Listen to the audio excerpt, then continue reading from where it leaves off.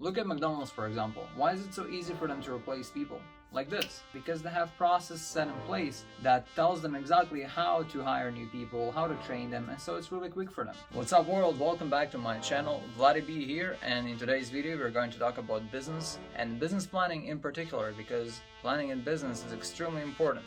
Give me one of those and let's get started. So the reason for business planning video in particular is because I see a lot of people are opening their own business. I think it has something to do with the pandemic hitting us and everybody's just trying to do something with their life besides sitting at home. With business comes a lot of responsibility because you have to know how to run a business. Running a business is not as simple as you may think it is. It sounds nice and simple and easy in your old reach, but in reality, there's a lot of stuff that is involved in business that makes it more complicated than you might think. You can have a really simple and easy business with just you being the only person running the whole thing, and when you're running the show, it's all on you. You're going to be super busy, but you're also going to have a limited amount of growth with this kind of a business model, because there's only so much one person can do. You're only capable of so many things. Even if you're really good at multitasking, and even if you're a Superman can only be in one place at once. Same thing goes for you. And that's exactly why you need other people in order to grow your business. And the more people are involved, the more money there is involved too. So one part of your business planning should be your business growth plan. How are you planning on growing your business? How many people are you trying to get to work for you? What size of an organization are you trying to build? You have to kind of draw and see the whole picture. And that way, if you have a team already, you can sit down with your team and kind of organize who's going to do what. If you don't have a team already, if you're just a one-man company, then maybe you want to have a plan on how to become a 10, 20, 100, 1,000, 10,000 people company. Planning is everything when it comes to business. You have to plan first, because without a plan, what are you even doing? Do you even know what you're doing? The plan itself is the end product, but the planning process is the juice of the whole thing. That's the meat and potatoes. That's where you get to sit down with your team or by yourself, and that's where your mental capacity kind of comes into play, and you're starting to think about all the things that you have to do or need to do or would like to do in order to grow your business. If you have no company at all, then sitting down and starting to plan everything is crucial, because first of all, you have to plan on what you're going to sell. What is your company going to do? What kind of service is going to sell? What kind of product is it going to sell? Based on that, then you want to create a nice business name for your business, give it a name so that it's catchy. Then you have to figure out who you're going to sell to, how you're going to advertise, how you're going to reach those people, right? How many people you're going to need to fulfill that plan, right? Let's say you want to make $1 million. How much of your product do you have to sell in order to get to that level? And how many people will you need to send out to sell that product this many times? And here's the other part of business planning is when you have a team or want to build a team, you actually have to make sure that everybody knows what they're doing. So part of business planning involves also doing an organizational chart, so that you can see exactly how many positions are you going to have within your company. Let's say you're the owner on the very top, and then you have a couple managers or supervisors underneath you. This is your first level, then the second level. On the third level, you're going to have multiple employees reporting to those managers, and then those managers will be reporting to you. And now each one of those positions that you're going to have on your organizational chart has to have a job description. Without a job description, you can have no business. And here's one of the reasons why. First of all, a job description outlines exactly what each person has to do. The worst thing you can do is to hire a bunch of people and not tell them what to do, and just kind of like, okay, just help me out, I'll tell you what to do as we go. And then you'll be like, okay, can you do this, can you do that? And then eventually people get frustrated. They start feeling like, man, I didn't sign up for that, it's too much shit for me. And the other thing that's happening is when you're not telling them what to do, they're just going to be sitting around.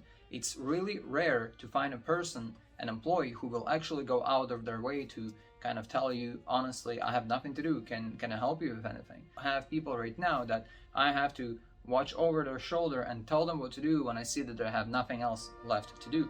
And that kind of sucks, but it is what it is these days. It's really hard to find people to work with, especially good people to work with.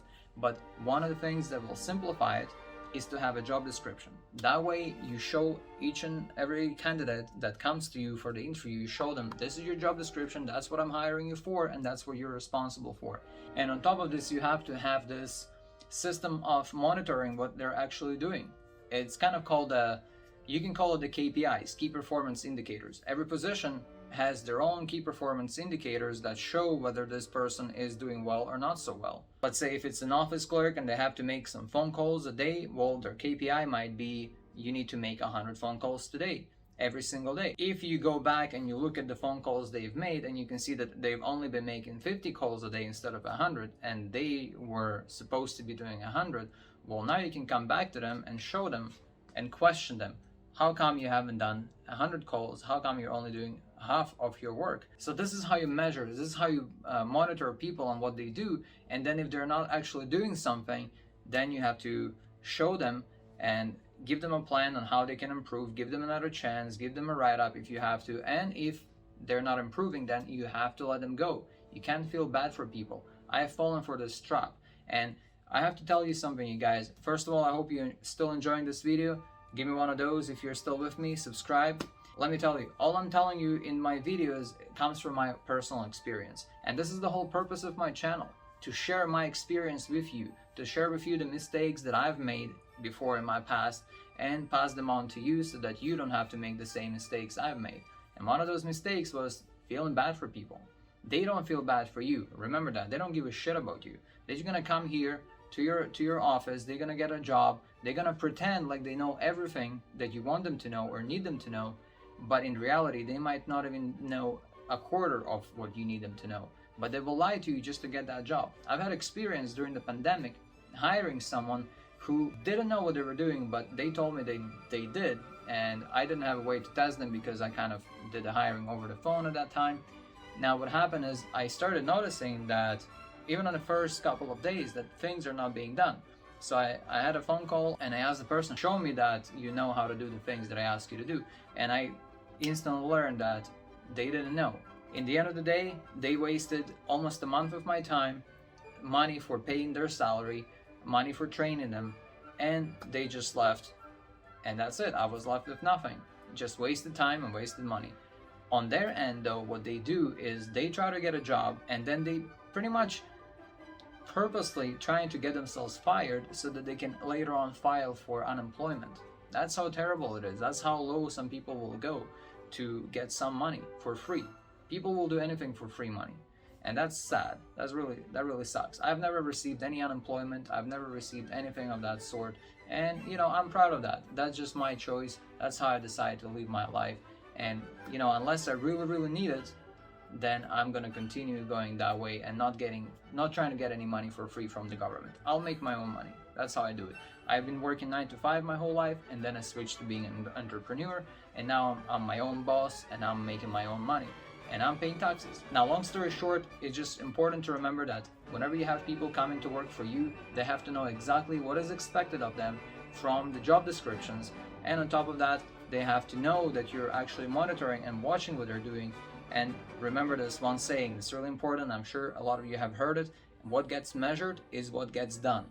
If you don't measure something, if you just let it slide, people will notice that you're not actually tracking down their performance, and they'll really quickly start slacking off and milking as much as possible out of you without doing any work. And that's one of those things, one of those life lessons that I've learned the hard way, because trying to be nice to people. But again, in the end of the day, nobody cares. It's just you against the world. So make that plan. See how many positions you will need. Start working on those job descriptions. See the whole picture for your company and kind of visualize your company in a developed stage. Right now you're in a beginner stage or maybe a developing stage, but envision your company already being in a developed stage, and that plan will really show you and guide you on what you need to do next in order to achieve all those goals. That's what the plan is for. Because you look at the plan and you're saying, okay, my plan says I need to create a parts department. I don't have the parts department yet. Okay, let's start working on the parts department. Now let's make a plan specific to this parts department and go from there. All that stuff will make your life much easier. And on top of that, having a job description will also make it much easier to find new people. Look at McDonald's, for example. Why is it so easy for them to replace people? Like this. Today they fire someone and the same day they already hired someone, because they have process set in place that tells them exactly how to hire new people, how to train them, and so it's really quick for them. So that's how you have to approach your business as well. Have those processes in place, and that will make things much more simplified. Thank you guys for being a subscriber, and if you're not yet a subscriber, Please subscribe to help my channel grow. Give me one of those to spread this video, and check out my other videos because chances are you're gonna find some useful information, and I will see you in the next one.